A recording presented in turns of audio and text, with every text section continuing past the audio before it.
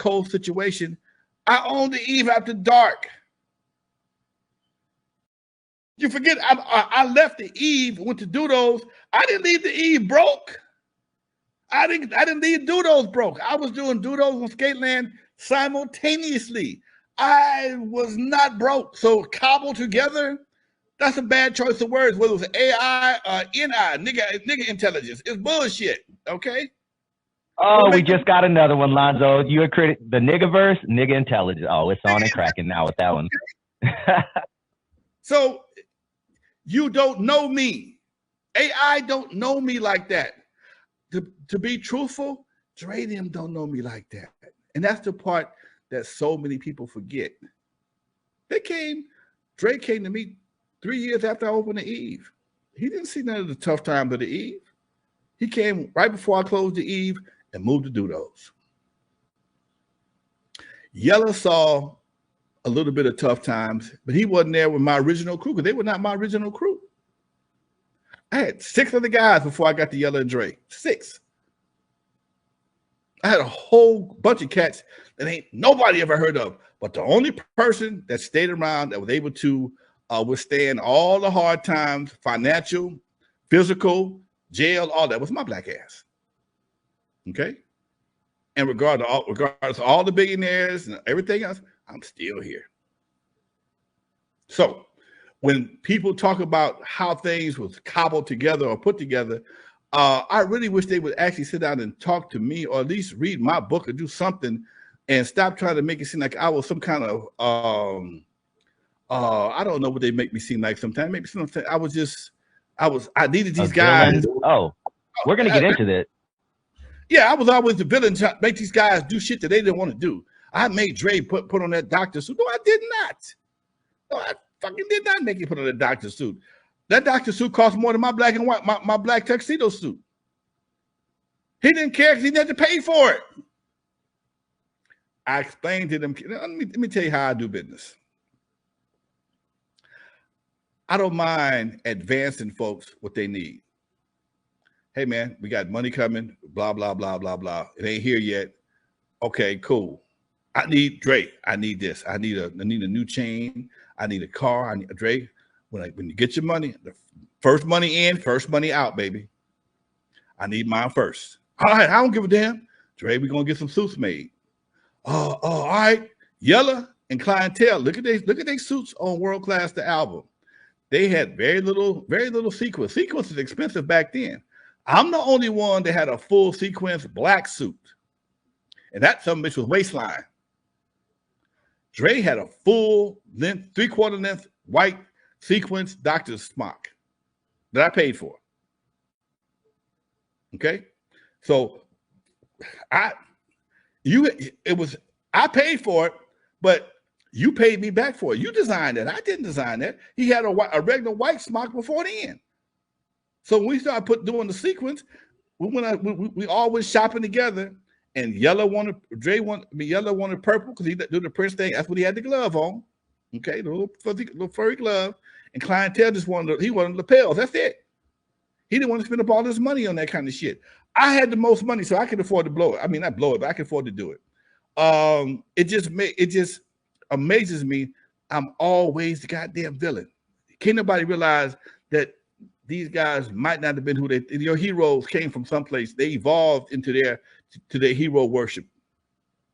They didn't fall out the sky like a Terminator and just fall up one day and I'm a super nigga. It don't work like that. Yeah. All right, here's another clip, Lonzo, and it's pretty much what we were just talking about now, but if you have any extra thoughts after hearing this, I would love to hear them. Here's the first one. Dre and Yella were getting less comfortable with the satin jackets and Eve After Dark sophisticated vibe. And in Dre's case, a sequined coat complete with a stethoscope around his neck, an image that will haunt him later. They were from Compton, with streets that blasted hardcore rap from New York, not club music, and their style, music, and reality needed to start reflecting their surroundings. Before I get your opinion, shout out Rat7, and I'll get your question after this, I promise.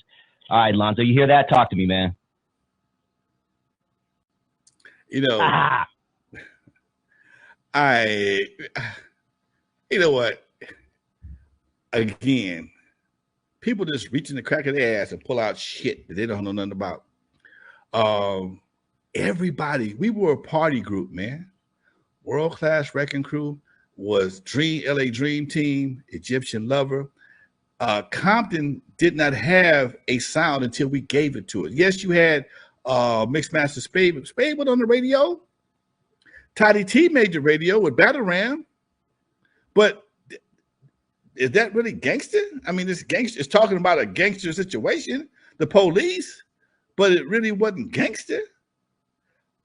You know, it's amazing that people forget if you understood the true history of West Coast hip hop, you wouldn't make that statement. You couldn't make that statement because you'd understand that guys before me, Disco Daddy, Captain Rap had one of the baddest songs that ever hit the clubs called Bad Times. That shit is still banging today. These were out, Rich Cases. These were the guys that we were trying to emulate. Even West Coast, even the East Coast hip hop had such a variety. Sugar Hill Gang was the biggest shit going. Long before Run DMC took out their shoelaces. Sugar Hill Gang was the biggest thing going long before Run DMC forgot to put their shoelaces in their shoes. Same thing with Grandmaster Fashion and Figures 5. The Message, come on, man. Survival, come on, man. That was a cut. Shit, come on, man. You got your groove on. And with Grandmaster Fashion and Figures 5. Even and don't talk about Cool Mo D, because again, they don't know what they're talking about. The whole hip hop scene of East Coast and West Coast was diverse for a long time. It didn't get hardcore until the late 80s. The groundwork that set this shit off was based on dance music. It was all based on dance. We were all DJs. We were not gangsters. Whether you AI or nigga I, we were not gangsters. We came from the clubs. We came from the club. I own the goddamn club. So how can we be anything else? We just started seeing gangster shit, man. Or I saw a ton of gangster shit. They didn't see none of the gangster shit I saw. Put it that way. Even the gangster shit I saw had rules and regulations. It came with a rule book. It came with some kind of code to it. It wasn't this bullshit they have right now where folks just shoot somebody and go tell just so he can go home again. It wasn't the same thing, man. Yeah. Loving it. Let's get to Rad 7's question, and thank you for the 2 donations, Rad 7. Really appreciate you. And if anyone else is feeling a little giving out there, there's a little $ right there below the chat. We really appreciate it. But Rad 7 says, when y'all got the CBS deal for the 100K, how did Dre, Yella, and Clientele blow their money so fast? What were some of the things they